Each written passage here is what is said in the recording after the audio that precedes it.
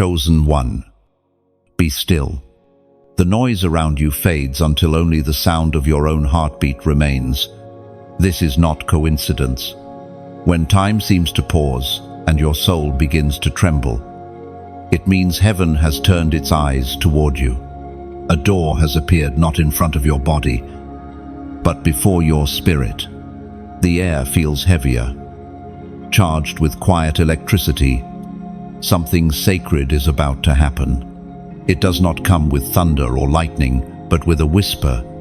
The whisper says, "Now." The Word of God declares in the book of Revelation, chapter 3, verse 8, "Behold, I have set before you an open door, and no one can shut it." Those ancient words are alive again in this very moment. God is speaking directly to you. This door is yours. You've asked Him, "When will it be my time?" And heaven answers, "Now." You can almost hear the turning of a key in the lock of destiny. The hinges move, slowly but surely, as divine light spills through the gap. Maybe you've waited so long that hope began to fade. Maybe you watched doors close, opportunities slip away, and thought, "Perhaps I missed it." But no, God has not forgotten you. He was preparing your strength so that when this door opened, you would have the courage to walk through it. There was once another chosen one, a man who spent years praying in silence. Every plan he tried crumbled. Every path led to another wall. One night, he fell to his knees, tired of asking, "Why?" and whispered instead, "I still trust you." The next morning, his breakthrough came. Yet what truly changed was not his situation, but his spirit. He realized that faith had built the doorway before his eyes ever saw it. Now, it's your turn. This door is not about escape. It's about elevation. When you walk through it, you will not leave something behind you, will rise above it. Picture yourself standing before a great gate made of light. You see your reflection glowing on its surface, older, wiser, stronger than before. Behind you lies the season of waiting. Before you lies the season of walking. The door hums with power, waiting for your yes. You whisper, "But Lord, what if I fail?" And heaven replies, "Failure cannot follow you through this door." End of 2. Every tear you shed became the oil that now anoints your entrance. Every heartbreak carved space for the new glory that's about to fill you. This isn't a reward for being perfect. It's a reward for not giving up. Listen closely. The sound you hear is destiny breathing. The wind brushing your skin is the Spirit moving around you. You are not here by accident. You are here by divine appointment. This door has been locked for others, but opens for you. It's not favoritism, it's fulfillment. The timing is exact. The grace is ready. The angels are watching, and heaven whispers once more, in step through. There is no need for fear. The same God who opens the door will walk with you through it. The same light that calls you will cover you once you cross. What awaits on the other side is not uncertainty, but revelation, a clearer vision of who you are in Him. So, take a breath. Stand tall. Let your faith move your feet. This is your moment. If this word stirs something in your spirit, don't scroll past it. Like this message as a sign that you've heard heaven's call. Share it to bless another who's standing at their own doorway. Comment the number 14 below as a prophetic act, your declaration that you are stepping into your season of divine openings. And if you haven't already, subscribe to stay connected to what heaven is releasing next. The door is open. Chosen one. It will not wait forever. Step forward and watch how everything changes. Once you do, this is not just another moment, it is the fulfillment of many hidden prayers. Every silent season, every invisible battle has been leading to this threshold. You did not wander here. You were led here. The heavens have aligned. The timing is perfect, and your faith has become the key that fits this door. When you step through, the world may look the same, but something within you will shift. You will carry peace where there used to be panic, clarity where there was confusion. The atmosphere will know that you've crossed over. So, lift your head, steady your heart, and walk boldly. The door is not a test, it is a promise. Step through it now, before hesitation closes what heaven has opened. You feel the pull. It begins quietly, like a soft vibration in the deepest part of your being, gentle, almost tender, yet filled with authority. It's not the kind of pull that demands, it's the kind that awakens. The air around you seems charged with invisible purpose, and for a moment, everything else fades. It's not fear that rises in your chest, it's recognition. This feeling is ancient. It's the same pull that called Abraham out of his homeland, that drew Peter from the boat, that summoned Esther from silence to courage. It's the rhythm of divine invitation, subtle, unrelenting, holy. You've tried to reason with it. You've told yourself, maybe it's just emotion, or maybe I need more time. Yet, no matter how you explain it away, the feeling returns, stronger than before. It's as though heaven has tied an invisible thread to your heart and begun to draw it toward its rightful place. You remain still, yet everything within you begins to move. Memories resurface, moments when you should have stopped, but didn't. Nights when you whispered prayers into darkness and somehow woke up with renewed strength. Those moments were not random. They were the foundation stones for this very hour. This is how God works. He doesn't always shout. Sometimes he simply tugs again and again until your will aligns with his whisper. As written in the book of Jeremiah, chapter 31, verse 3, I have loved you with an everlasting love. I have drawn you with unfailing kindness. There it is, the truth of what you're feeling. This pull isn't control, it's compassion. It's not force, it's favor. God is not dragging you, he is drawing you. Each heartbeat is a reminder that heaven is closer than your breath. You start to sense a holy magnetism inside your chest. You can't see where it leads, but you trust it's good. You realize that this pull is not trying to take something from you, it's trying to bring something to life within you. There was once a woman who lived in quiet surrender. Every door she tried to open remained locked. She felt unseen, unheard, unworthy. But one evening, she prayed a simple prayer. God, if you still want me, pull me closer.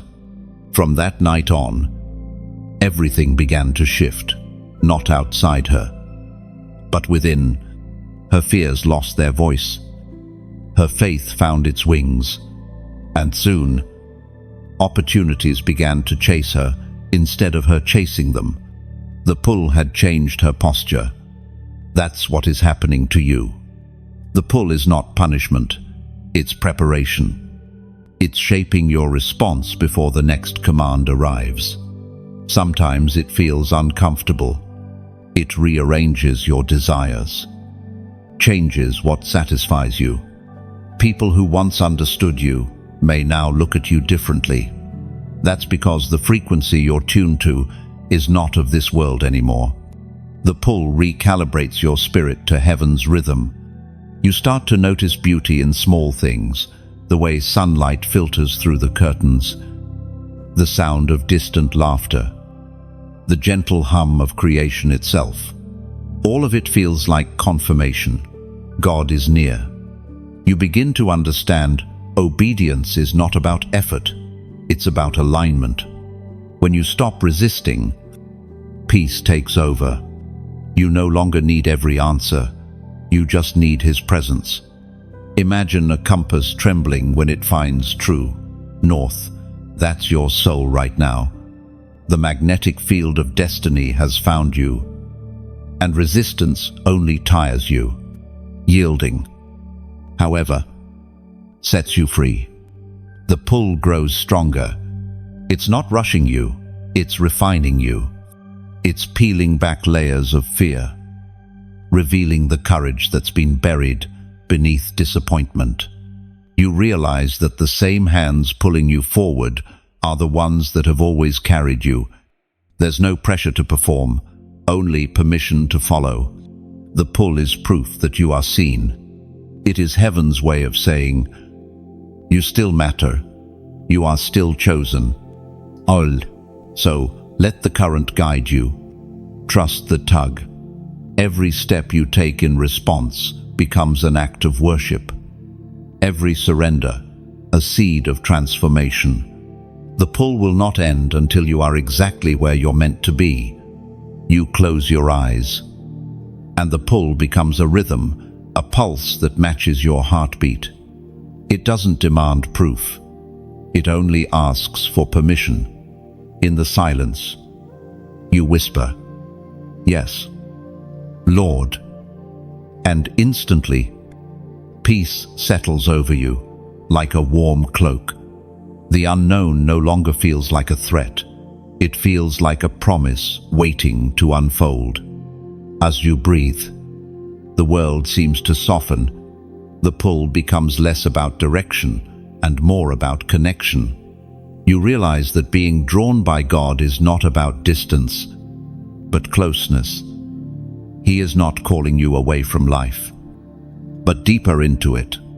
Soon, you'll see how every hesitation turns into harmony, how every delay becomes divine timing.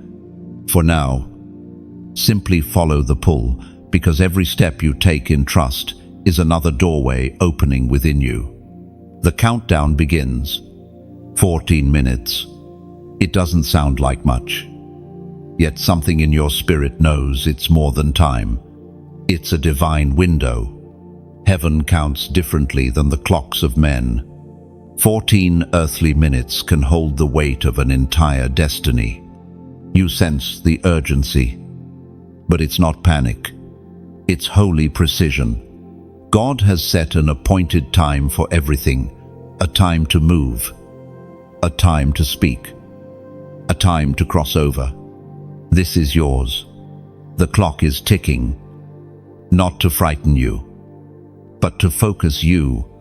Each second beats like a drum, echoing from eternity, reminding you that obedience delayed is still disobedience. Not because God is impatient, but because windows of favor are not meant to stay open forever.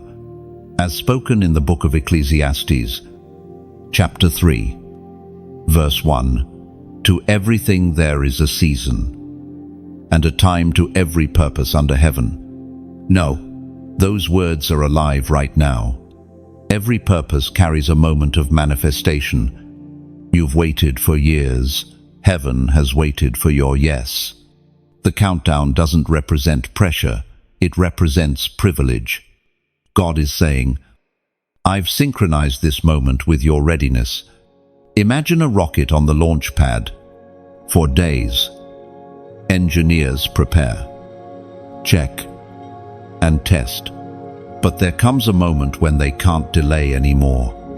The countdown begins not to threaten the mission, but to activate it. You are at that point. The divine launch sequence has started. Your heart knows it. You feel the tempo of heaven pulsing through your veins. Everything around you may look ordinary, but the unseen realm is alive, with movement, angels in position, grace at full capacity. Destiny unlocking its gates. This isn't about rushing, it's about recognizing God doesn't move in chaos, He moves in clarity. The countdown is clarity disguised as urgency. It's heaven's way of saying, don't linger where I've already moved on. You remember the times you hesitated before, when fear made you wait too long and opportunities slipped away. But this moment is different. This time, your spirit is awake. The hesitation that once ruled you has lost its voice. You are standing between the last breath of the old season and the first inhale of the new one. It's not random that you feel this pressure to act now. The divine clock is striking alignment. The same God who waited patiently through your wilderness is now standing beside you, whispering, move. You glance at the invisible clock again, not out of fear, but out of faith. The seconds are not your enemy, they are your allies. They are ushering you into what has been prepared. Every moment that passes is another gate swinging open. This countdown is not a threat, it's a promise wrapped in timing. God is not saying, hurry or lose it. He's saying, step or miss what's next.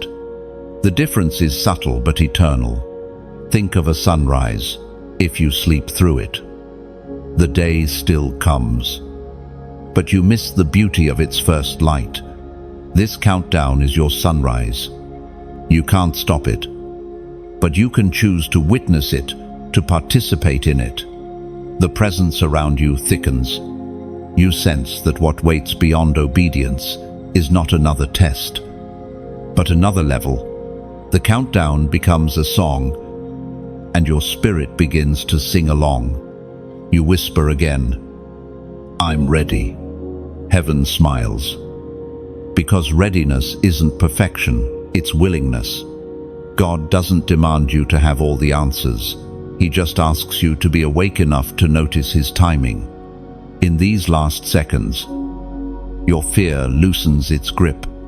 Hope rises like breath returning to dry lungs. The numbers are not against you, they are announcing you. Every tick of time is another confirmation that what God started, He intends to finish. So as the clock of heaven continues its silent rhythm, let your response be simple yet sincere. Write it as a declaration of your awareness, your surrender, your decision to step. Comment, I'm stepping in. Because when you declare it, you align your heart with movement. It's not about typing words, it's about sealing obedience in the earth. When you say it, heaven hears it. It becomes a yes that ripples across realms. Your countdown has already begun. Don't fear the ticking, follow it. Each second is not your ending, it's your entrance. The air around you trembles with unseen rhythm. Heaven is keeping time.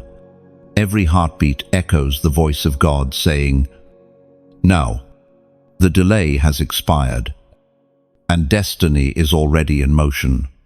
When you type those words, I'm stepping in, you're not just responding, you're prophesying. You are agreeing with heaven's timeline, declaring that your waiting season has ended, and your walking season has begun. The test of delay always comes before the door fully opens. It is not a punishment, it is a proving. Every chosen one faces it, the silent stretch between promise and performance, where faith is stripped of comfort and clothed with endurance. Delay is not denial, but it feels like it. The hours move slowly, and heaven seems quiet. You pray, you wait, and nothing shifts on the outside. Yet, something profound is forming within you. God does His deepest work in hidden seasons, the ones where you wonder if He's still listening. There's a tension here. You know what He said. but you don't yet see what he promised. The temptation to give up creeps in, whispering that maybe you misheard. Maybe you misunderstood.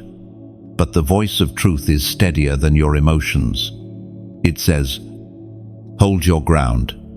According to the book of James, chapter 1, verse 4, let perseverance finish its work so that you may be mature and complete, not lacking anything. That is what the delay is doing, finishing something in you. It's not withholding, it's refining. Delay exposes motives, burns away impatience, and polishes faith until it gleams like gold. You remember a time when everything you tried to build fell apart. You thought you'd missed your moment, but now, looking back, you see it differently. If God had opened the door too early, your heart might not have been ready to carry what waited behind it. The delay was not rejection, it was protection. Every destiny has a waiting room, and yours has not been wasted. God has been working behind the scenes, rearranging circumstances, preparing connections, softening hearts, even protecting you from shortcuts that could have destroyed your calling. Imagine a seed buried deep underground. For a long time, it looks lifeless. No one sees its struggle, its keep breaking, its transformation in the dark. But when the moment comes, the soil that once buried it becomes the stage of its emergence. That's you right now. The test of delay doesn't ask, can you wait? It asks, can you worship while you wait? Because worship turns waiting into strength. The longer the delay, the deeper the roots. Faith that grows in silence can survive any storm. God often hides his best gifts in slow seasons. He lets time stretch so that your dependency on him becomes unshakable. What feels like stillness is often sacred construction. He is building endurance, not just events. You've seen others move ahead, their doors opening quickly, their paths smooth. You've wondered, why not me? But if you could see behind their doors, you'd realize that speed doesn't equal strength. Some things that open fast also close fast. What God is giving you will last because it's being forged in fire.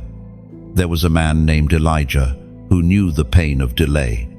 After calling down fire from heaven, he prayed for rain, but the sky stayed silent. He sent his servant to look 7 times before a single cloud appeared. 7 times. That's not coincidence, that's perseverance. And when the smallest sign came, a cloud the size of a man's hand, it was enough. Because in God's timing, little signs often announce great shifts. Maybe you haven't seen the full picture yet, but look closely. There's a faint cloud forming. The sound of abundance is coming. Even if the sky still looks empty, the test of delay asks for trust that doesn't need details. It teaches you to love God for who he is, not just for what he gives. It transforms waiting from torment into training. You are being prepared to sustain glory, not just to taste it. That's why the delay feels heavy. It's weight training for your spirit.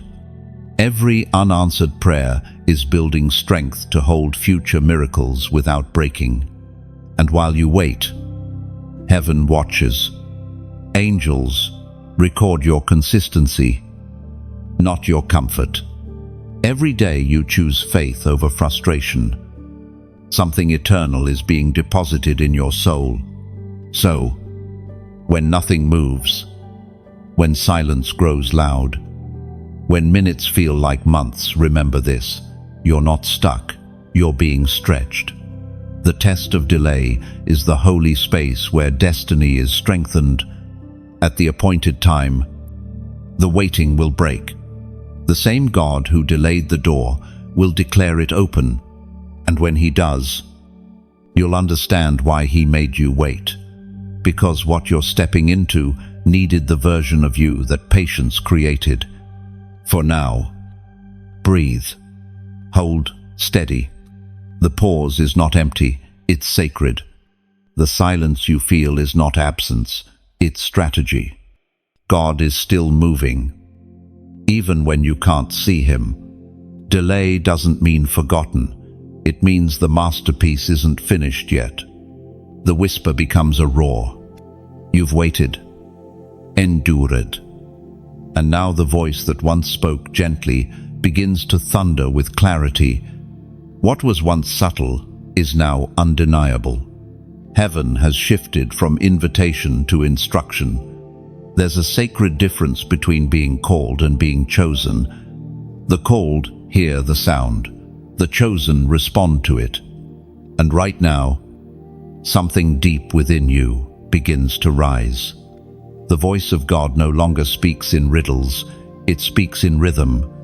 Every heartbeat says, "Go," as declared in the book of Proverbs, chapter 8, verse 34, "Blessed are those who listen to me, watching daily at my doors, waiting at my doorway." You've been waiting at that door, watching, listening, believing, and now the door itself begins to speak. The roar of God doesn't come to frighten, it comes to focus. The shaking you feel inside isn't chaos, it's alignment. Heaven and earth are sinking around your obedience. This is the sound of destiny unlocking. What once whispered now commands. It is not anger in his tone, but urgency born of love. The same voice that comforted you in the valley now calls you to climb, and as you listen, you realize this roar isn't just to you, it's moving through you. Your yes becomes an echo. Every time you obey, heaven sends that sound forward, reaching another heart, still standing in silence. That's why moments like this matter. You are not alone in this story. Every act of response sends light farther. Like ripples on water, spreading from one drop of faith. When you like this message, it's more than pressing a button, it's you lifting a small lantern in the dark, signaling, "I hear you." God, when you share it, it's like opening a window in a quiet house, letting light spill into someone else's room. A simple act, but heaven sees it.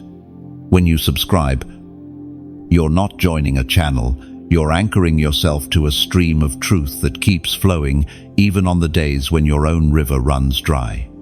And sometimes, the Spirit might stir your heart deeper to give, to donate, not as an obligation, but as an overflow.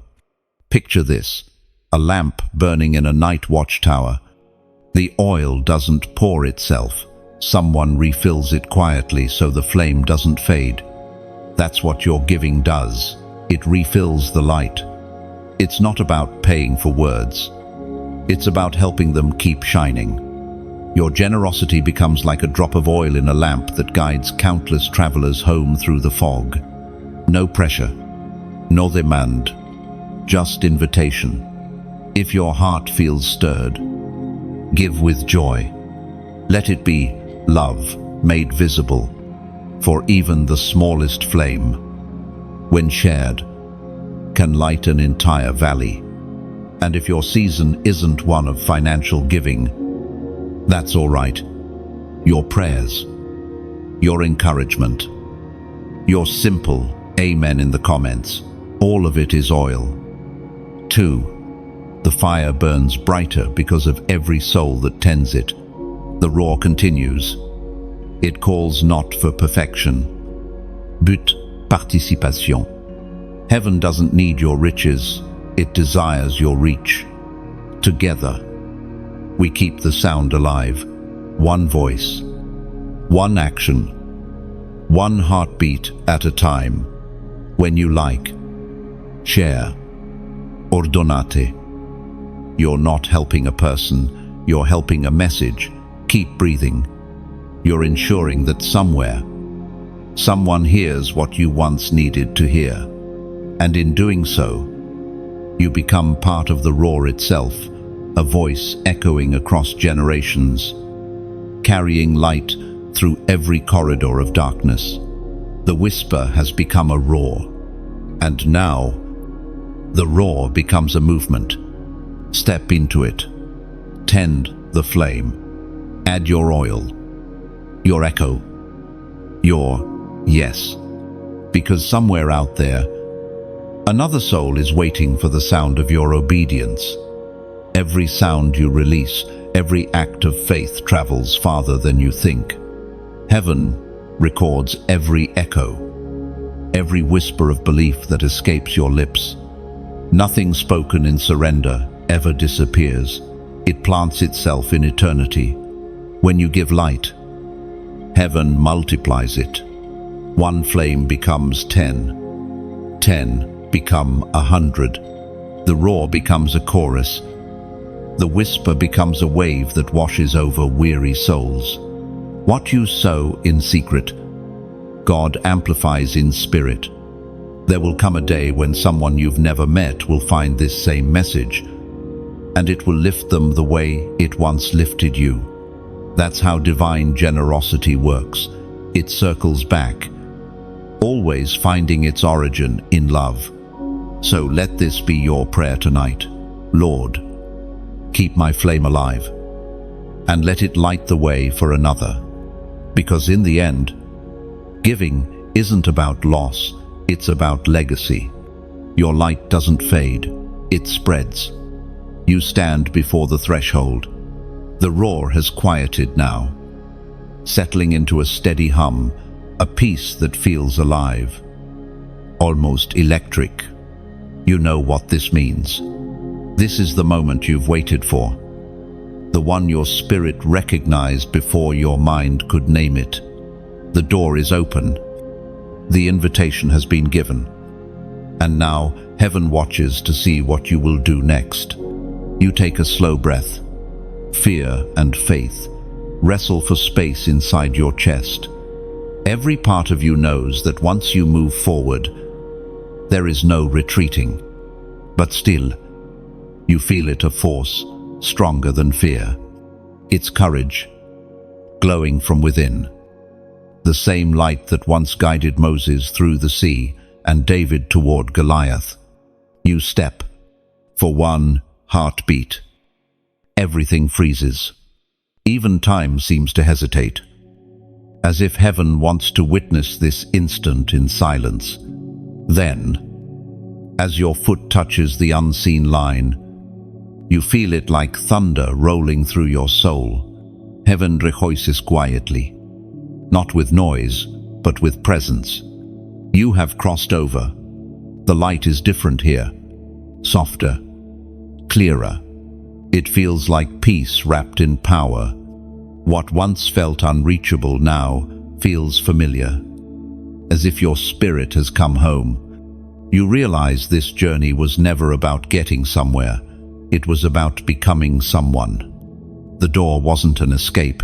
It was a mirror showing you who you've always been beneath the weight of waiting. As spoken in the book of Joshua, chapter 1, verse 9, be strong and courageous. Do not be afraid. Do not be discouraged. For the Lord your God will be with you wherever you go. Those words now pulse through your being. You are not the same person who stood outside, trembling in uncertainty. That version of you served its purpose. It built your endurance. But this new you walks with divine steadiness. Every step you take leaves a trace of glory, invisible but undeniable. You glance behind you once more. The old season feels distant already. The door doesn't close to reject it, closes to protect. The past cannot reach through it. Regret, doubt, fear. They press their hands against the barrier, but they cannot cross. You've stepped into a territory where their language no longer exists. On this side, obedience has its own sound. It hums like music, only your spirit can hear. It reminds you that every delay, every unanswered prayer, was not wasted time. It was training for this stride of courage. You needed the waiting to build the strength for the walking. The path ahead shimmers faintly, dusted with golden light. It's not fully visible, but you sense the direction. You don't need to see every step. You just need to trust that the one who opened the door will guide the way. This moment becomes a sacred exchange. You give up certainty, and in return, you receive peace. You surrender control and gain clarity. You let go of the need to understand, and in its place, wisdom begins to grow. You have not just entered a new place, you've entered a new rhythm. Faith, step, grace, faith, step, grace. Heaven moves in that pattern, and now, so do you. Every chosen one reaches a point like this, a holy crossing, the moment where belief becomes movement, and movement becomes transformation. You can feel heaven recording your obedience, writing your step into eternity's ledger. And now, as you stand fully inside this new place, heaven calls for one more act of alignment, a prophetic gesture to mark this moment on earth as it is in heaven. Comment 555 below. This number isn't random. It carries the sound of grace multiplied. 1, 5 represents divine favor. 3, 5 seconds represent complete transformation through mercy, motion, and renewal. The first grace covers your past. It wipes away the weight of yesterday. The second grace anoints your present. It gives you strength for today's obedience. And the third grace prepares your future. It opens paths that no man can close. When you type 555, you're not entering numbers. You're declaring, I live in triple grace. You're marking the exact moment heaven's favor collided with your faith. You're saying, I've crossed over, and I will not go back. And it's a symbol of rhythm, the heartbeat of divine movement. 3 beats of grace echoing across time, confirming that you are in alignment with heaven's pace. So write it below with reverence. Let it be a seal, a small act that mirrors your great surrender, because even digital ink can become sacred when used in obedience. You are through the doorway now. Keep walking. Grace follows your footsteps once, twice, and now forever. The moment you cross over, the unseen realm responds. Somewhere, in places you cannot see, the enemy panics. Darkness has always feared movement, born of obedience, because obedience unlocks authority. The moment you stepped, the entire balance shifted. You didn't just move forward, you disrupted what was holding you back. The atmosphere trembles. Chains you didn't even realize were around you begin to snap, one by one. Patterns that once repeated endlessly lose their rhythm. The grip of fear, doubt, and delay loosens. You can almost sense the confusion of darkness trying to understand how you slipped through the trap that once held you. The truth is simple. You didn't escape through power. You passed through by permission. Heaven authorized your release, and no gate of hell could argue with that decree. What was meant to destroy you has now become a platform for your testimony. As written in the book of Nahum, chapter 1, verse 13, "Now I will break their yoke from your neck and tear your shackles away." That verse becomes the anthem of your new atmosphere. You walk lighter now, not because the world changed, but because the weight did. The spiritual heaviness that once pressed down on you has been lifted. There's air again, fresh, holy, and clear. You inhale freedom like it's oxygen you've been deprived of for years. The enemy's panic is not because you are perfect, it's because you are awake. The moment a chosen one realizes their true identity, the plans of darkness crumble. Lies lose their power in the presence of revelation. You've stepped into understanding now, and understanding is armor. You begin to remember moments when you nearly gave up, when your strength ran out, when your prayers felt empty. Those were the moments the enemy thought he had you cornered. But even then, heaven was surrounding you quietly. What looked like defeat was actually God fortifying the walls around your destiny. Freedom always reveals the difference between who you were and who you were becoming. The contrast is startling. You look at the old wounds and realize they no longer define you. They teach you. The pain that once silenced you now becomes language heaven can use. You see, the enemy never truly feared your suffering. He feared your recovery. Because restored people speak with authority, he tried to wound you deeply so you'd never rise again. But what he didn't know was that grace turns scars into strategy. You walk through this new season carrying a strange strength. It's not loud or aggressive. It's steady, like the hum of an engine that never stops running. Your spirit now carries endurance. You no longer react, you discern. You no longer panic, you perceive. That's what happens when fear loses its final argument.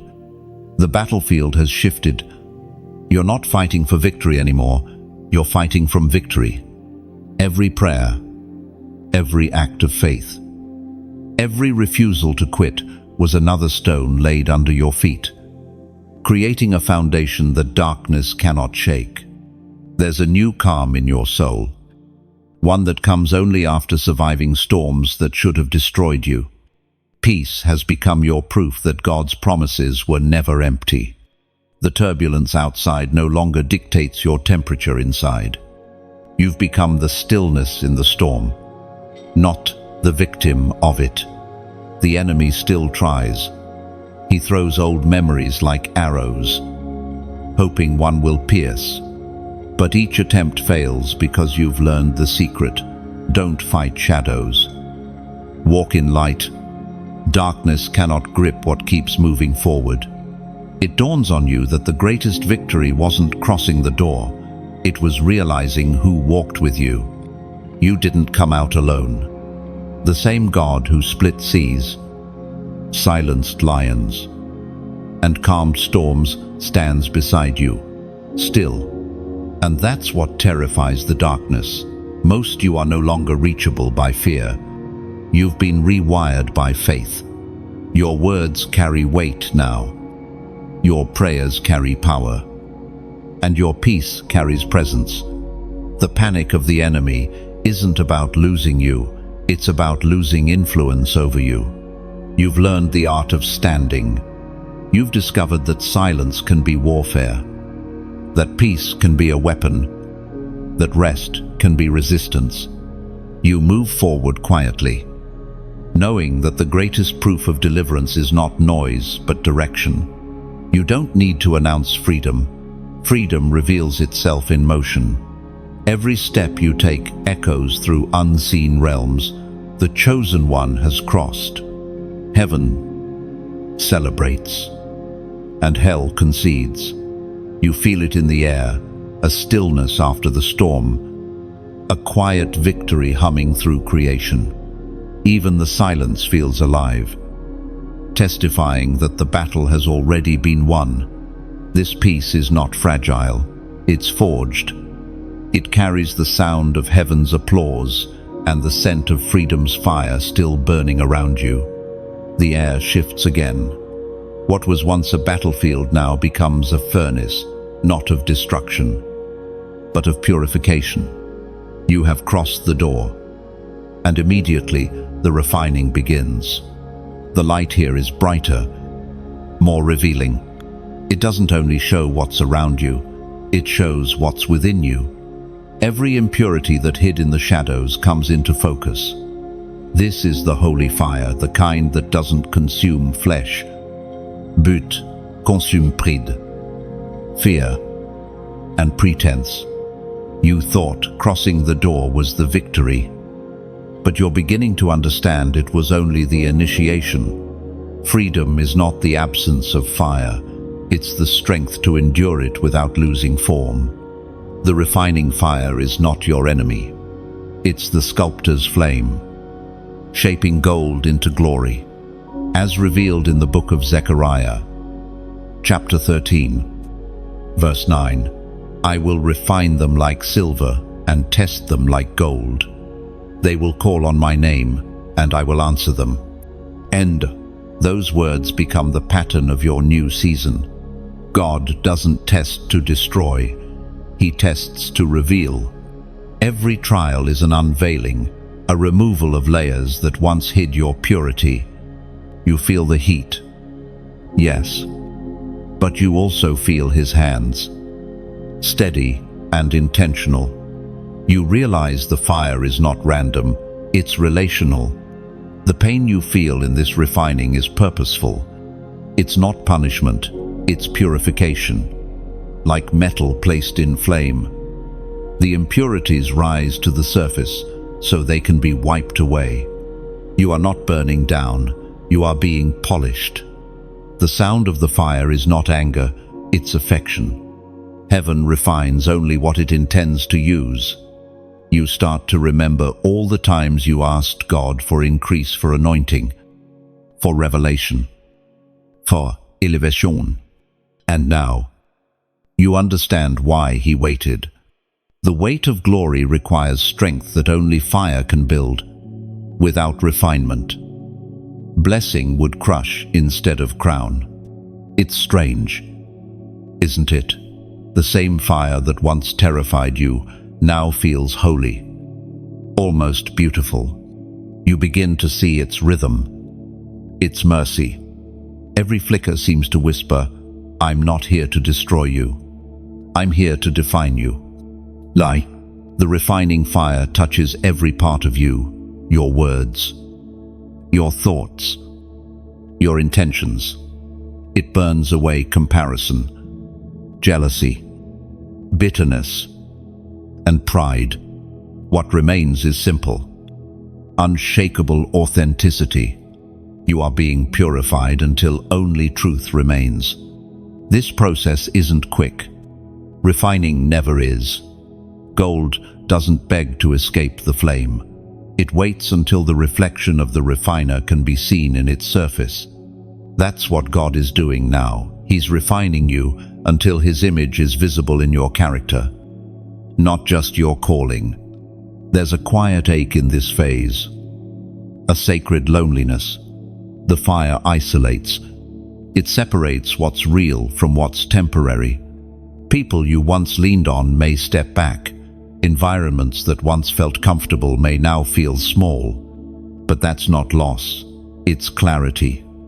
Fire reveals who can stand with you when the glow gets intense. Every tear you shed in this place becomes fuel for transformation. Every moment of confusion becomes an invitation to trust deeper.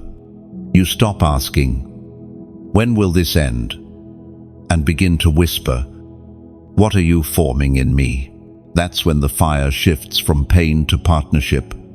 You no longer resist, you cooperate. You realize that surrender is the only posture that survives refining. You watch as certain desires melt away. Things you once thought you needed. The deeper the refining, the simpler your heart becomes. What once felt like chaos now feels like clarity. The heat turns into light, and that light begins to guide you forward. The fire doesn't chase you, it follows you. Everywhere you go, it keeps burning gently, reminding you to stay pure, to stay humble, to stay aligned. It's not a one-time event, but a continual cleansing, keeping you usable in the hands of God. This season may feel quiet, but it's sacred. Heaven does its finest work in silence.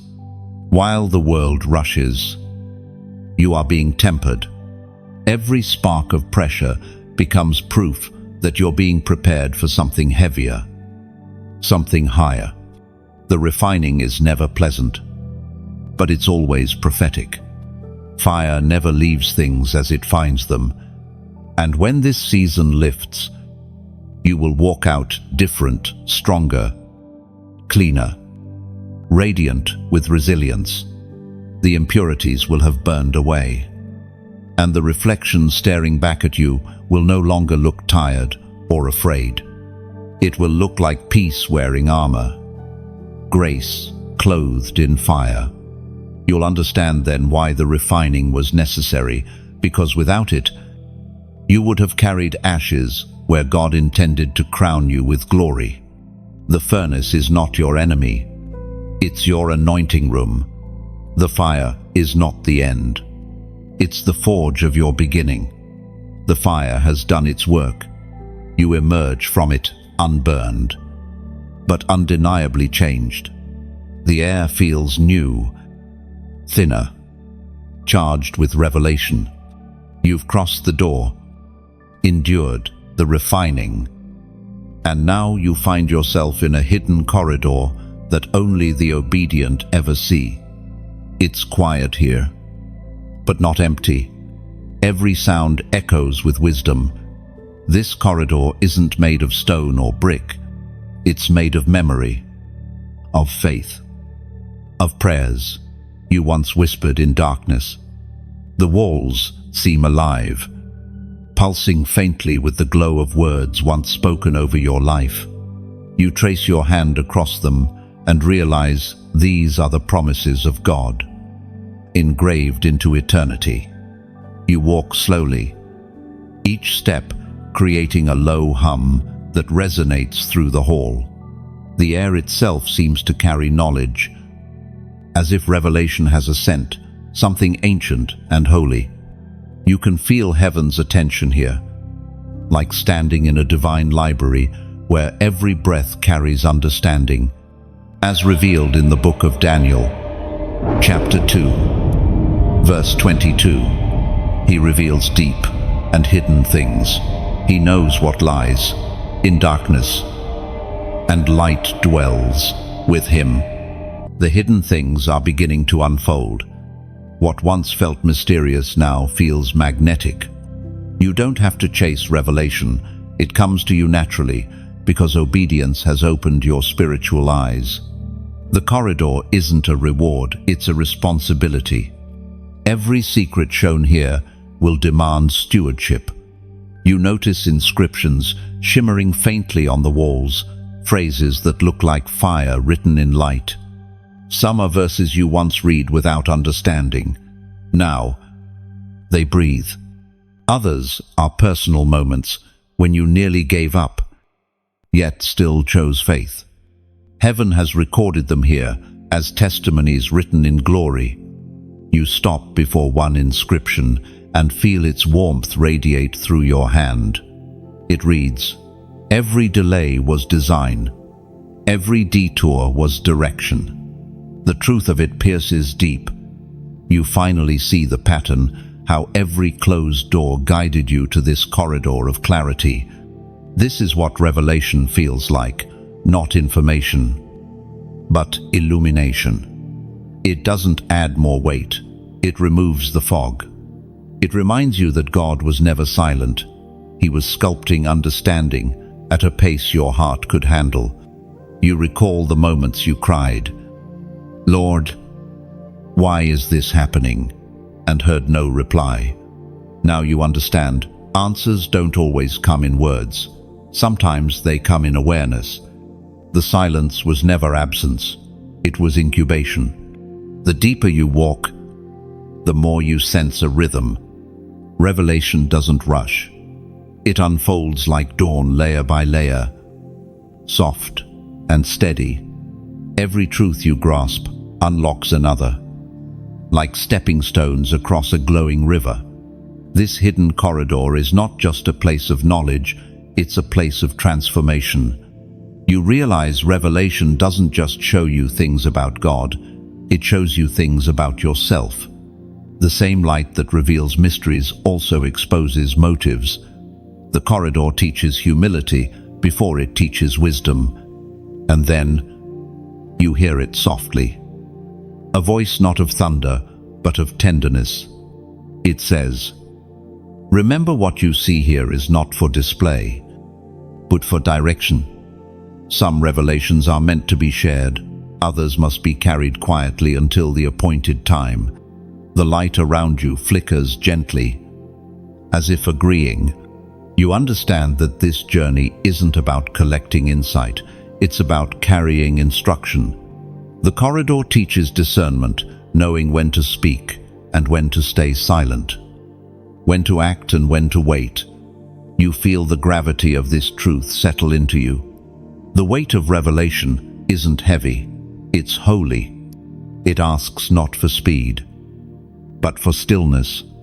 At the end of the corridor, there's another door, smaller, humbler, glowing faintly like the edge of sunrise. You realize that revelation always leads to responsibility. Every truth seen must now be lived. Before you step forward, take a moment. Let your heart acknowledge the depth of what you've seen. Let heaven hear your agreement that you will carry what's been revealed with integrity, not pride. And when you're ready, let your spirit answer the invitation. Comment, "I receive light." And let it be your declaration that you choose wisdom over wonder, humility over haste, because revelation without reverence loses its power. But revelation received in surrender transforms everything. You are walking deeper now, where secrets become strategies and mysteries turn into movement. This is the sacred corridor of those who hear and obey. When you write those words, "I receive light," you're not just commenting, you're acknowledging revelation. It's your way of saying, "I won't just hear, I will understand. I won't just see, I will walk in truth." Heaven records that declaration as covenant. It becomes the seal between your obedience and God's illumination, a promise that light will guide every step ahead. The scroll of assignment is handed to you. It's not paper, and it's not bound by ink. It's living light, pulsing gently in your hands.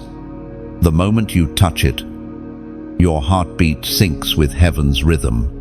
It feels warm, alive, like holding a promise that finally grew wings. You know what this is. It's not a dream, it's direction. It's the blueprint of what your next season will demand. You've crossed, been refined, received revelation, and now purpose calls for partnership. The words etched across the scroll seem to shimmer and rearrange themselves as you read.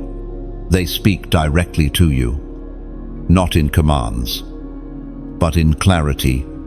This is not about doing more, it's about becoming more, becoming the vessel that heaven can flow through without resistance.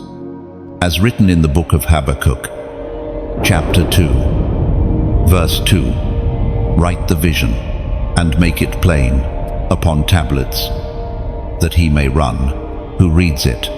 You understand now. The vision must be written not because God forgets, but because you need to remember.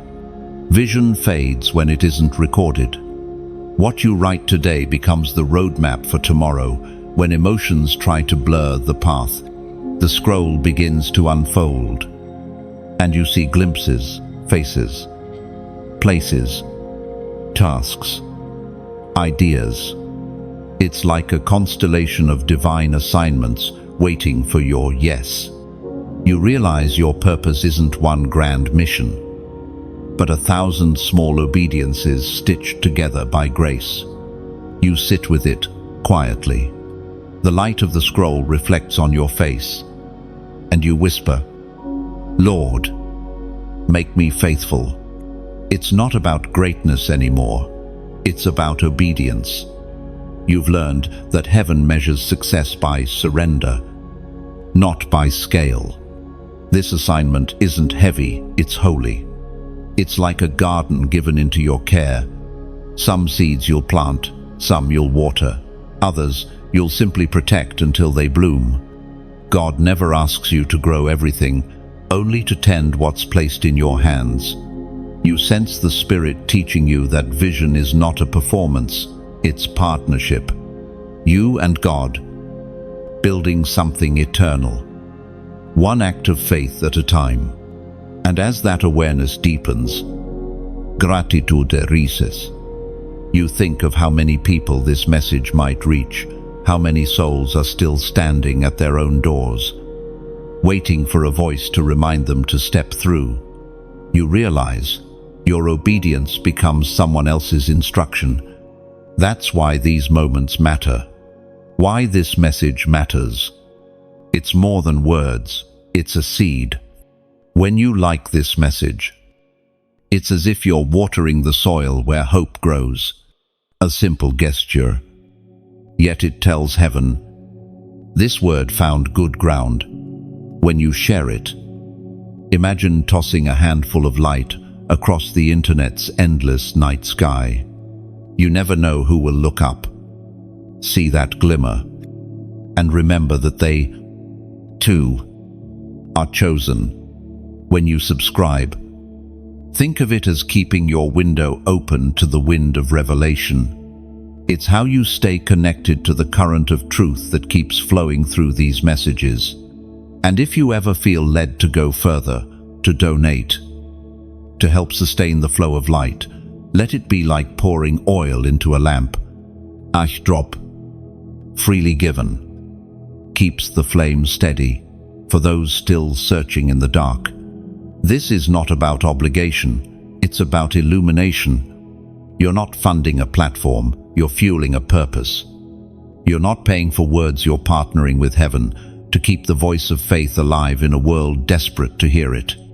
Generosity, in its truest form, is worship. It's the soul's way of saying, use me, Lord, to keep the light burning. Whether it's a prayer, a kind comment, or a small gift, it all carries eternal weight when done in love. Remember, every great move of God begins with small, surrendered acts, like a raindrop that joins others to form a river. Your obedience merges with countless others to move mountains. The scroll glows brighter now. The words settle inside your heart, as if heaven is writing them onto your soul. You feel it. You've been entrusted with something precious. You whisper, I'll write it. I'll live it. And heaven nods in agreement. The scroll slowly dissolves into light, leaving behind a quiet warmth in your chest. Purpose has never felt this peaceful before. It's not loud or demanding. It's gentle, like the tide returning to shore, certain it will always find its way. You understand that this is how vision lives when carried by willing hearts. And so, you stand, scroll or no scroll, ready to begin. Like to affirm the word, share to spread the light, subscribe to stay in the flow of revelation. And if your heart feels stirred, donate like one who adds oil to the eternal lamp, so the light that found you can find another.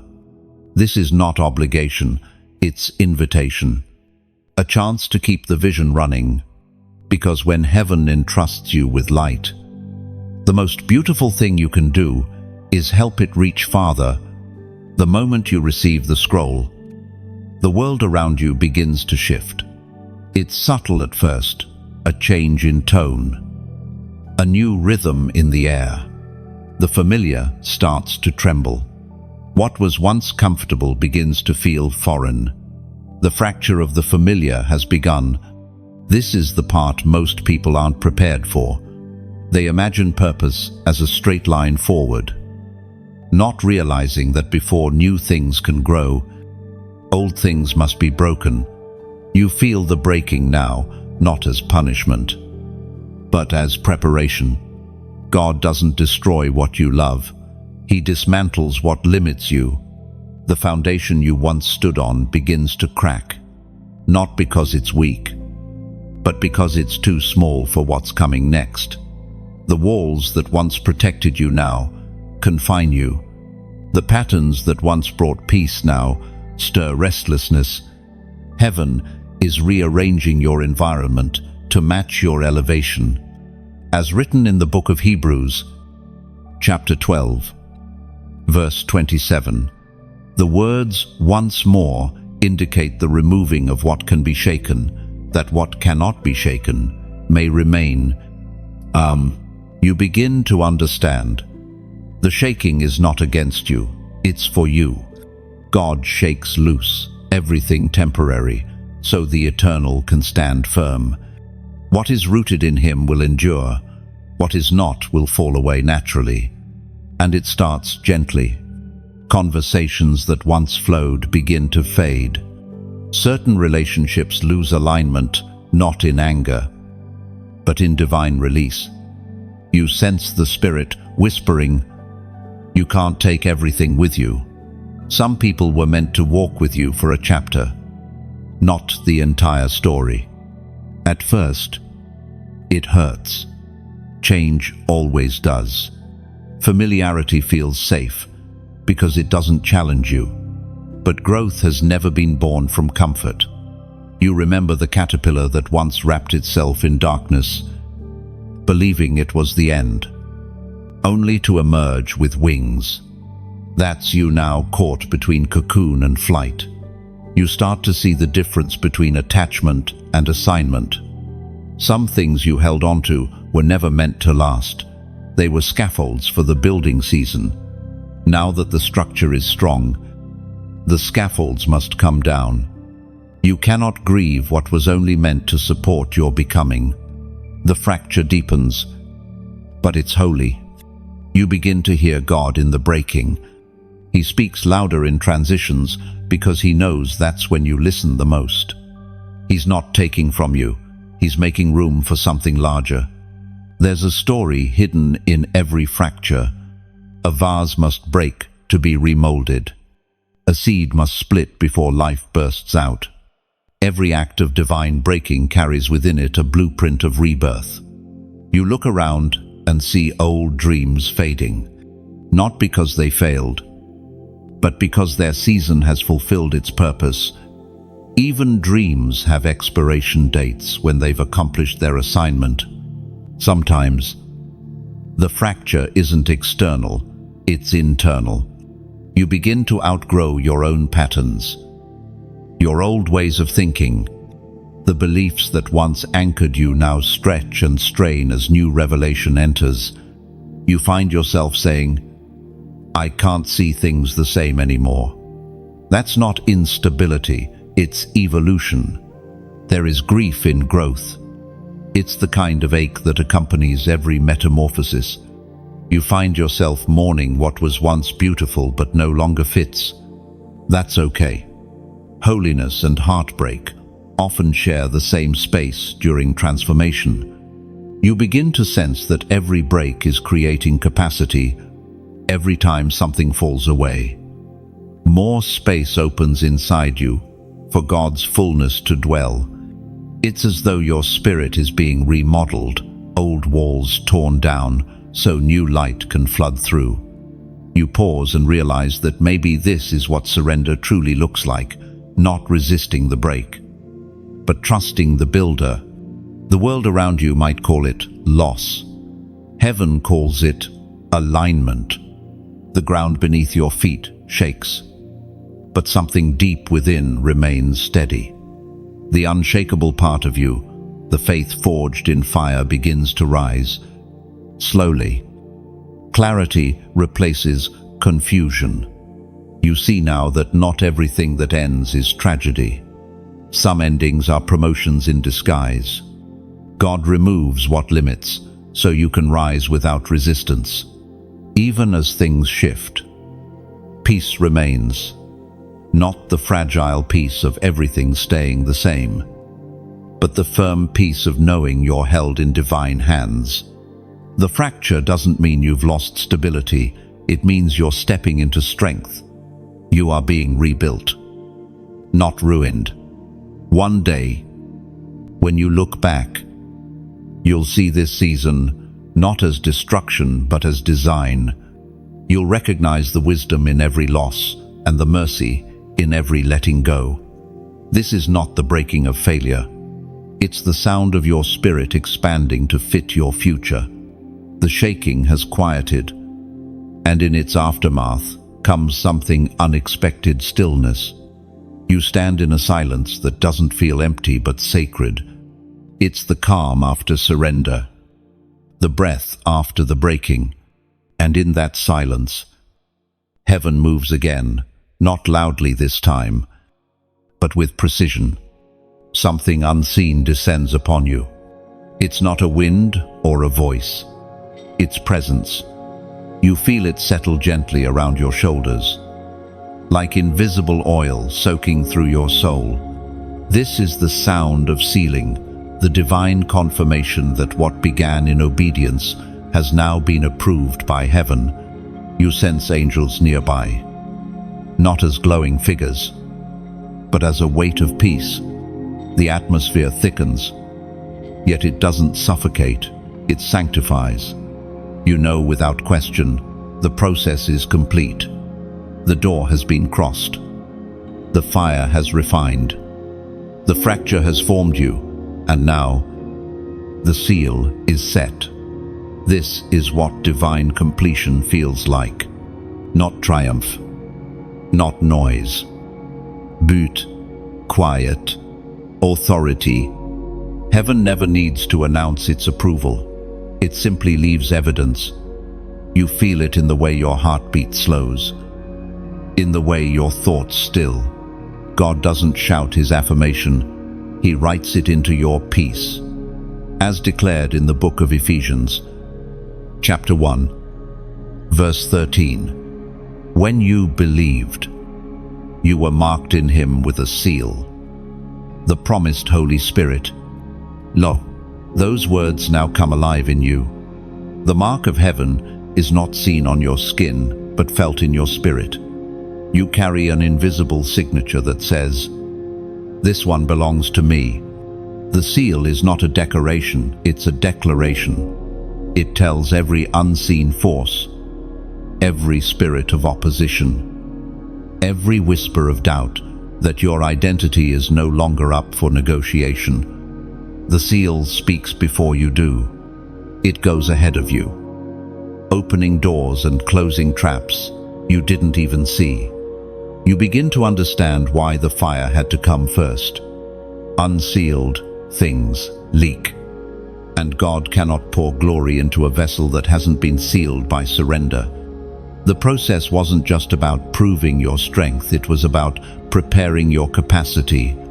Now, that capacity is full. Every drop of grace, every ounce of favor, every measure of anointing that was promised finds its home inside you.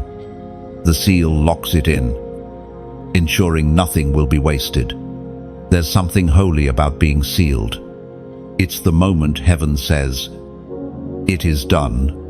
It's when your destiny stops being potential and starts being purpose.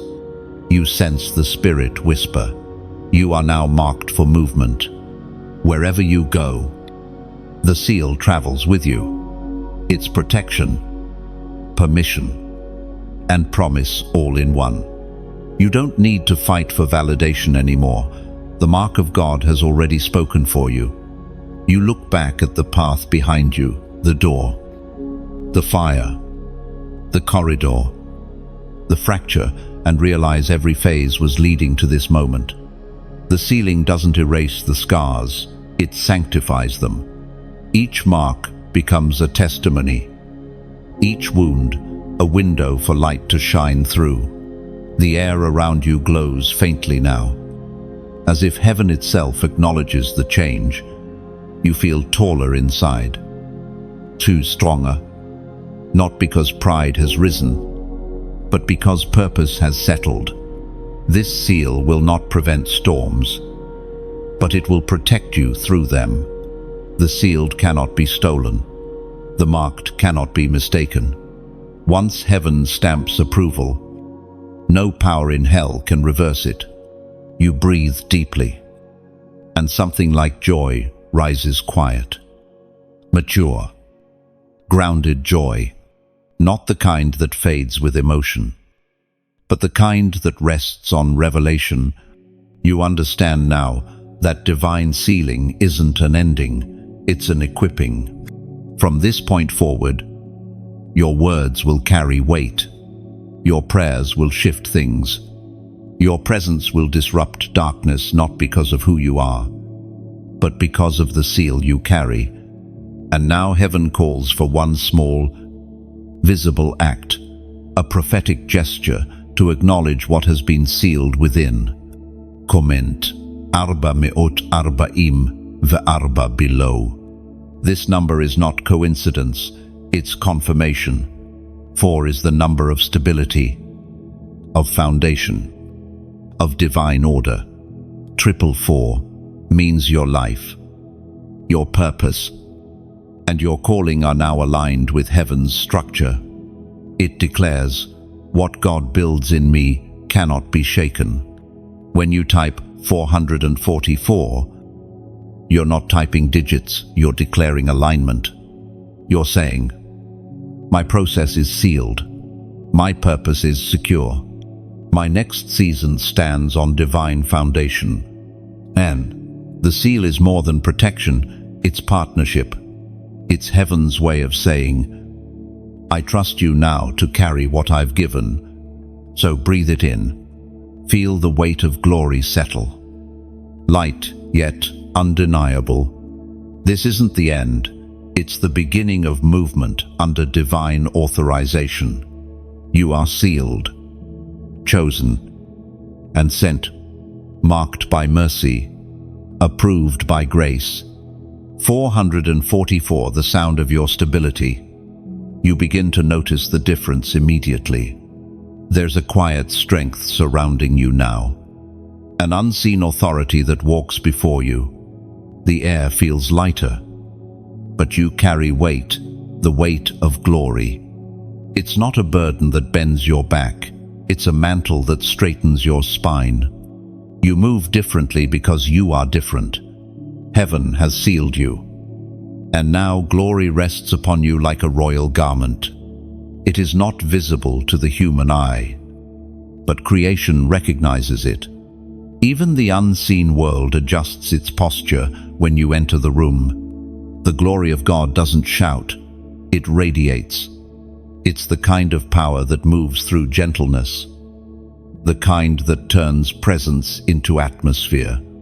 You don't have to announce who you are, the light announces it for you.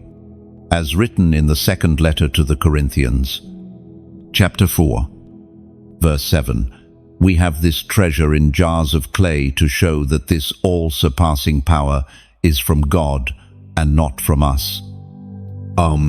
You are that jar now, ordinary in appearance, but extraordinary in purpose. Inside you burns something divine, something that refuses to be hidden. Glory is not about fame or applause, it's about reflection. It's heaven seeing itself in you and choosing to shine through every fracture, every scar, every surrender. There's a sacred weight to carrying this kind of presence. It humbles you. It reminds you that glory isn't earned, it's entrusted. You didn't climb into it, You yielded to it. And because of that, it rests on you without crushing you. Glory is not glamorous, it's gravitational. It pulls your priorities back into place, draws your eyes upward when the world tries to distract you. It steadies your steps when the ground feels unstable. You begin to feel it in the simplest moments, in the way you speak, in how you listen. Even in silence, you carry peace that cannot be explained. It's not fragile serenity, it's power cloaked in calm. You start to realize that true glory is not about brightness but depth. It's not how much you shine, it's how deeply you love. There's a cost to this weight. You can't carry it and remain shallow. Glory will stretch you. It will confront your motives, challenge your comfort, and call you to humility. But it will also make you unbreakable. You think of the prophets, the poets, the servants who once bore this same presence. Moses, whose face glowed after the mountain. Mary, who carried glory in her womb. Paul, who bore it in chains. None of them were perfect, but all of them were willing. That's the key. Willingness is the womb of glory. You remember what the refining fire felt like, the ache, the isolation, and suddenly it makes sense. Every trial was weight training for this moment. The pain was preparation. The stillness was strategy. The places that once felt empty were being cleared for glory to rest. And now that it has come, you handle it with reverence. You walk slower. You speak softer. You think longer before responding. The weight of glory makes you intentional. It gives every word gravity, every action eternity. There's no room for arrogance here. You know that glory can only rest on the humble. It chooses vessels that understand that every ounce of radiance belongs to the one who gave it. You are simply the reflection, never the source. Sometimes the glory feels heavy, too much for one heart to carry. But then you remember that it was never meant to be carried alone. The Spirit inside you lifts with you. You and heaven walk in step now. One rhythm, one breath. And in that alignment, miracles begin to happen almost naturally. Doors open before you arrive. People find peace just by being near you. Not because of you, but because of the presence you carry. You don't force it, it flows. Glory is not loud, it's luminous. It whispers through actions, radiates through kindness, moves through compassion. You realize that sometimes the holiest thing you can do is simply be present. This is what it means to bear glory, not to perform it, but to become it. To let your life be a reflection of the one who trusted you with his light. The weight doesn't crush it, crowns. And in that balance of humility and honor, you finally understand what you were made for. You were never meant to chase glory. You were made to carry it. The light within you no longer flickers, it burns steady. It's not borrowed anymore, it's become part of you. This is not the end of glory. It's the beginning of radiance that never dims. But with every rise in light comes a stirring in the shadows. The resistance of darkness begins the moment heaven recognizes your authority. You feel it not as fear, but as awareness. The air grows tense again, though this time it's different. You are no longer the one being tested. Now you are the one being targeted. The closer you move to your purpose, the more darkness tries to convince you that you're lost. That's its favorite illusion, to make the confident question and the faithful hesitate. It can't undo your seal, so it distracts your sight. You begin to notice subtle shifts, confusion that wasn't there before, fatigue that seems spiritual more than physical. people misunderstanding your intentions, unexpected conflict in peaceful places. These are not coincidences, they are counterattacks. The enemy has recognized your anointing, and he's responding the only way he knows, through disruption. As written in the book of Ephesians, chapter 6, verse 12, "For our struggle is not against flesh and blood, but against rulers, against authorities, against the powers of this dark world, and against the spiritual forces of evil in the heavenly realms." The scripture doesn't come as a warning, it comes as strategy. You remember now that the battle was never with people. The enemy hides behind faces, situations, and emotions. But the true fight has always been unseen. You're not at war with the world, you're enforcing heaven's will within it. Darkness pushes hardest against those who carry the most light. But what the enemy forgets is that resistance is proof of relevance. If you weren't a threat, he wouldn't bother. Every attack confirms your assignment. Still, the pressure builds. The weight you once carried as glory now feels heavier because it's drawing attention. You can almost sense the opposition circling, searching for cracks in your confidence. But this time, the fire inside you doesn't flicker. It stands its ground. There's a rhythm to this resistance, a rise and fall, like waves testing the strength of a cliff. Each wave crashes, loud and violent, but when the water retreats, the rock remains unmoved. That's you. What was once shaking you now only shapes you. You start to see the battle for what it is, a declaration of fear from darkness itself. It's not chasing you, it's fleeing from what's within you. The light you carry is exposing things that have long hidden in shadow. That's why the attacks feel personal. They are. The enemy attacks revelation that threatens his control. But you've learned too much to fear him now. You know that resistance reveals not weakness, but worth. Every trial now feels like a mirror, showing you how much you've grown. You face opposition with a steady calm, understanding that light does not need to fight, it simply shines. You remember how once you panicked at every delay, every challenge, believing they were signs of disfavor. But now, maturity speaks differently. Storms are not punishments. They are confirmations that the wind recognizes your altitude. Air is thinner at higher levels. And yet, you breathe it with ease. Even the silence of God feels different in warfare now. It doesn't scare you, it steadies you. You understand that generals aren't trained in constant comfort, they're shaped in disciplined stillness.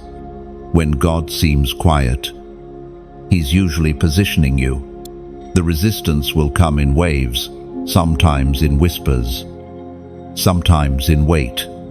But the light within you no longer dims at their touch. You've learned how to rest in battle, how to anchor peace while storms rage around you. There's a strange beauty in this stage. You realize that the same darkness trying to intimidate you also testifies about your illumination. Shadows cannot exist without light. Their presence confirms your brightness. The resistance is no longer something you dread, it's something you discern. It helps you stay alert, focused, and humble.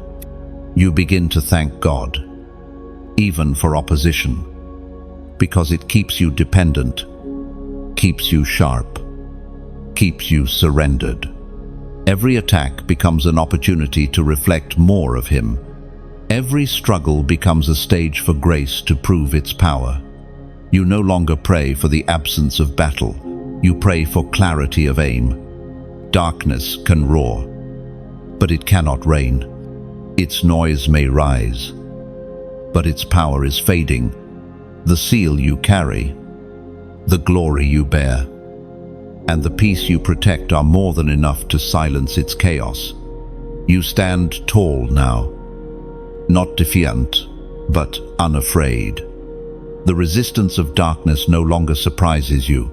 It reminds you that you've stepped into territory it once claimed, and you intend to hold that ground. You lift your gaze toward heaven, not for escape, but for strength. The same light that called you, refined you, and sealed you, now surrounds you as armor. You walk forward through the noise, carrying silence as your sword. The resistance will come and go, but you will remain. For light was never meant to hide from darkness, it was meant to rule it. The atmosphere around you begins to change. It's not only your inner world that feels different. Everything you touch, every space you walk into, seems to respond. You've crossed the threshold, endured the fire, been sealed in glory, and stood unshaken through resistance. Now, heaven gives you authority to shift the atmosphere itself. The shifting atmosphere is not a metaphor, it's a manifestation. Where you once felt small, you now sense weight, not heaviness, but influence, the quiet kind that changes rooms without words. When you enter, anxiety loosens, confusion settles, hearts lift. That's not charisma, it's the presence of God moving through you. As revealed in the book of Isaiah, chapter 60, verse 1, Arise, shine, for your light has come, and the glory of the Lord rises upon you. You've become the answer to that command. You no longer wait for light to come to you. You are the light now, shining into dark spaces with wisdom, peace, and gentleness.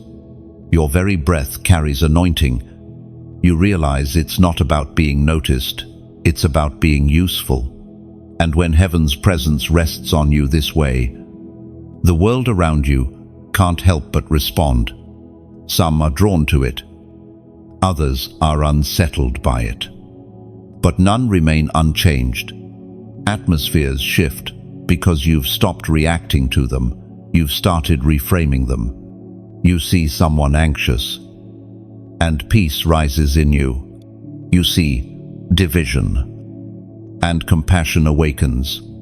You notice pain, and your spirit instinctively leans toward healing. You no longer mirror what you encounter, you manifest what heaven deposits. This is what it means to be a carrier of presence, to walk through storms and leave stillness behind you. But this power is not meant to stay contained.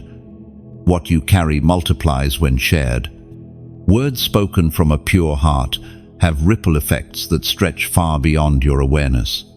You may never see every person your obedience touches, but heaven does. That's why you keep showing up, why these messages continue flowing. This isn't just storytelling, it's seed sowing. Every word you hear and every truth you receive becomes a living seed planted in someone else's heart when you share it forward. When you like this message, it's as though you're exhaling gratitude, sending a quiet amen into the atmosphere. Heaven hears it, even in silence. When you share it, picture yourself lighting a candle and placing it in a window. Somewhere, someone still wandering in night might see that light and find their way home. When you comment, think of it as a ripple on still water. Your words of reflection become gentle waves that carry comfort to someone unseen. Even a short sentence, typed with sincerity, can break isolation for a soul who thinks they're alone. Every comment becomes a spark in the night, proof that hearts still hear, that faith still speaks. When you write, you're not reacting, you're reaching. When you subscribe, you're not pressing a button, you're building a bridge. It's your way of saying, I want to stay connected to this flow of faith, so I can keep pouring light wherever I go. And if your heart feels stirred to donate, imagine planting an olive tree in sacred soil. The fruit won't grow overnight, but generations will rest under its shade. What you give, whether a seed or a branch, becomes part of something that feeds, heals, and endures. You're not funding noise, you're fueling nourishment for souls. No act is small when love leads it. Even a prayer whispered for this work carries the same fragrance as gold offered at an altar. Every gesture of support becomes another log on the fire, keeping warmth alive for those still in their winters. You realize this is how the kingdom moves, not through demand, but through devotion, not through force, but through flow. This is not a transaction, it's transformation. The world changes one obedient heart at a time, one shared light at a time, one act of faith expressed as generosity. You are part of that movement now. The atmosphere around you doesn't just shift, it sings. Every like becomes a heartbeat. Every share, a wind carrying the word Father. Every donation, another note in heaven's song of continuation. The beauty is that none of it is forced. Everything in the kingdom breathes freely. You give because you've been given. You shine because light has touched you. As you sit in this moment, you realize this is the rhythm of glory. Receive, reflect, release. The light never stops. It moves from heart to heart, soul to soul, world to world. So let what you've received flow. Let what's healed you reach another. Let every small act you choose become an echo of eternity. Because when you participate in the spreading of light, you don't just support a message, you become the message. And the atmosphere will keep shifting, not because of one voice, but because of many lights joining in one song. Like, share, comment, subscribe. Give only if your spirit smiles. When you do, for every genuine act of love becomes another sunrise in the dark. There is a sacred quiet that follows victory. It's not the silence of emptiness, but of fulfillment, a pause between the end of one melody and the beginning of another. You stand now in that silence, breathing the air of completion. Everything inside you feels slower, deeper, grounded. The same heart that once trembled under pressure now beats with unshakable calm. This is the season of still authority. It's the point in your journey where doing gives way to being. The world keeps moving fast, but you've learned that divine rhythm has no need for hurry. The strongest ones are never the loudest. They are those who can remain still while the world shakes around them. You sense that heaven is teaching you something new, power without noise. You've already fought, already crossed, already been refined. Now, your greatest strength lies not in striving, but in stillness. As written in the book of Psalms, chapter 46, verse 10, "Be still, and know that I am God." The words no longer sound like an instruction, they sound like an invitation. Be still, not because everything is simple, but because everything is settled. The one who called you is still calling. The same hands that guided you through storms are now guiding you into rest. Stillness does not mean idleness. It means movement in harmony with heaven's timing. You no longer run ahead of the wind, you move with it. Every step becomes deliberate. Every word, intentional. The days of frantic searching are over. You don't chase answers anymore. You carry them. There's a kind of wisdom that only grows in stillness. It's quiet, but unbreakable, like roots spreading beneath the surface of the earth. You begin to understand that stillness isn't about standing still, it's about standing secure. You don't need to prove yourself anymore. You've already been proven in the furnace. Peace has become your armor. You can feel it a shield that no accusation can pierce. The noise of the world may still try to enter, but it finds no doorway in you. You've closed every entry point through surrender. This peace gives you discernment. You can now tell the difference between distraction and direction. Things that once stirred panic in you now meet your silence and lose their power. This is what spiritual maturity looks like, not louder faith. But quiété confidence. You notice how life has shifted around you. Situations that used to drain you now seem light. People who once provoked confusion now receive compassion. You've stopped reacting. You've started reigning. Authority no longer feels like dominance. It feels like peace that governs gently. Still, authority doesn't argue. It simply exists. It doesn't need to prove its presence, because its presence is proof enough.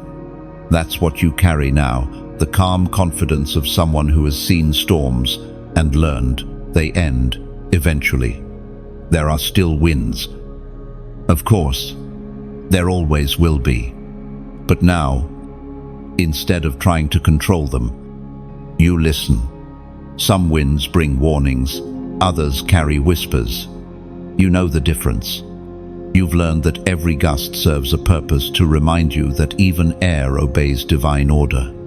You sit quietly, eyes closed, heart open. The silence around you begins to hum, like distant music hidden inside time itself. You realize that stillness is not the absence of sound, it's the discovery of a deeper frequency. It's the place where heaven's rhythm becomes audible to your soul. In this still authority, you begin to dream again, but differently now. You no longer dream to escape, you dream to expand. The visions that rise in your heart feel lighter yet larger. They're not built from ambition, they're born from peace. You sense that the next steps of your calling will not be rushed. Everything will unfold at the speed of obedience. You trust that what is meant for you will not pass you by, and what is not meant for you will fall away quietly, without pain. That realization brings freedom unlike anything you've known before. You no longer cling, you open. You no longer chase, you welcome. The crown of peace sits quietly where the fire once burned. It doesn't glitter, it glows. It doesn't demand attention, it gives direction. You understand now that stillness isn't the end of action, it's the elevation of it. You've entered the part of the journey where rest becomes revelation. Every breath feels like worship. Every pause feels like purpose. You've moved from striving to abiding, from commanding to communing. And in this peace, you finally hear what you couldn't before: the steady heartbeat of God within your own. The horizon stretches before you, soft, endless, golden. The light is different here. It's not the fierce glow of breakthrough, nor the blinding shine of victory. It's gentler, like morning light resting over calm waters. You realize that this is what arrival feels like, not a burst of noise, but a quiet, steady revelation. Everything that once felt fragmented now feels connected. The seasons of pain, confusion, and waiting weren't random. They were threads woven into one great tapestry. And standing here now, you see the design that was hidden in the chaos. Every closed door was a redirection. Every unanswered prayer was protection. Every loss carried instruction. This is the season of wholeness. The chapter where everything within you begins to align spirit, soul, and purpose, moving in rhythm. You're no longer defined by the storms you survived. You're shaped by the peace you've chosen to keep, as revealed in the book of Colossians, chapter 3, verse 15. Let the peace of Christ rule in your hearts. Since, as members of one body, you were called to peace. You finally understand what that means. Peace is not the absence of conflict, it's the presence of divine order. When peace rules, fear loses jurisdiction. When peace reigns, confusion cannot stay. The years of wrestling, the nights of tears, the silence that once felt unbearable, all of it prepared your heart for this still strength. You're not who you used to be. You no longer fight to prove your faith. You rest because you've seen His faithfulness.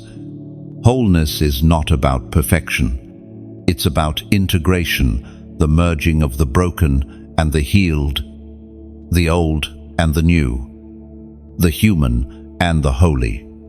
You've stopped dividing yourself between what was and what's becoming. Now, you walk as one complete being, no longer fragmented by fear or divided by doubt. You can feel this harmony in the smallest details.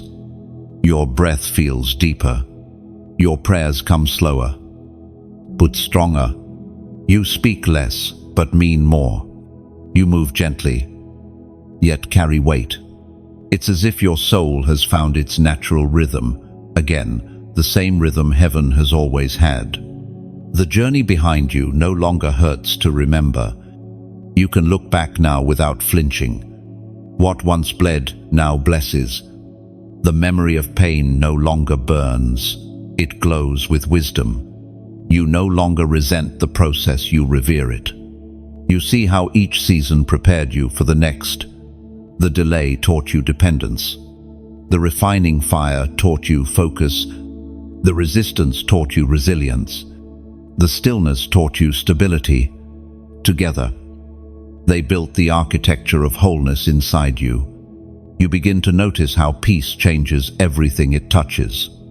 It's not just an emotion, it's an atmosphere. Wherever you walk now, serenity follows. You don't even have to speak. Your presence carries quiet healing. Because your heart has become a sanctuary. The world may still spin with chaos, but you've found the eye of the storm.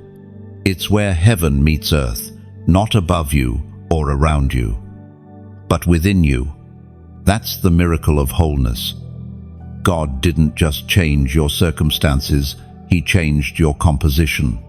And now, as you stand at this sacred still point, you feel no need to rush forward. There is no anxiety about the future, no regret for the past. You understand that eternity doesn't begin later, it begins here, in this breath, in this peace. This is what it means to be whole, to be fully here, fully His. The horizon before you is not an ending, it's an unfolding. You sense that life will continue to stretch wide with new lessons, new paths, new seasons. But this time, you will walk through them differently. You will move not from fear or striving, but from still confidence. The voice that once thundered over your chaos now whispers within your calm, "You made it." And you smile not because it's over, but because you finally understand that it never was about reaching a destination. It was always about becoming someone who could carry heaven wherever you go. You inhale slowly, and peace expands through every part of you, like light filling glass. The horizon breathes with you, endless and bright. You are whole. You are steady. You are home. You linger there a moment longer, feeling eternity pulse through your veins. The air tastes like new beginnings, sweet, unhurried, alive. Every breath feels like worship. Every heartbeat like a prayer returning home, somewhere beyond what eyes can see. Heaven smiles quietly, not because your journey has ended, but because your spirit has finally remembered where it belongs. Before this message fades into silence, take a breath and look at how far you've come. You crossed. You burned. You waited. You were rebuilt, and now you shine. What began as a whisper became a journey. And that journey has led you here, steady, whole, and crowned with peace. But remember, this light was never meant to stay in one place. What lives in you is meant to move through you. The same fire that guided you can become warmth for someone still standing in the cold. When you like this message, it's not a gesture, it's a spark. It tells heaven and earth that hope still matters. When you share it, it becomes a seed carried on the wind. You never know whose desert it might land in, or what kind of life it might awaken there. When you comment, it's as if you're leaving a footprint on sacred ground, a sign that you walked this path and found meaning in the light. Each word you write can become a whisper to another traveler. You're not alone. Keep walking. Because even digital ink can carry divine warmth when written from the heart. When you subscribe, you're not following a voice. You're joining a movement of hearts that still believe the unseen is real and the waiting is holy. And if your spirit feels stirred to give, see it as adding oil to the lamp that has guided you tonight. It's how the flame keeps burning quietly, faithfully, so that others might find their way too. No pressure, no expectation, just invitation. A chance to let gratitude flow outward in whatever form feels true. Because when one light shares with another, the world grows warmer. And perhaps that's what this was all about. Not just your awakening, but the awakening that will ripple through others because of you. So, go in peace. Keep the flame alive. And let light find light again.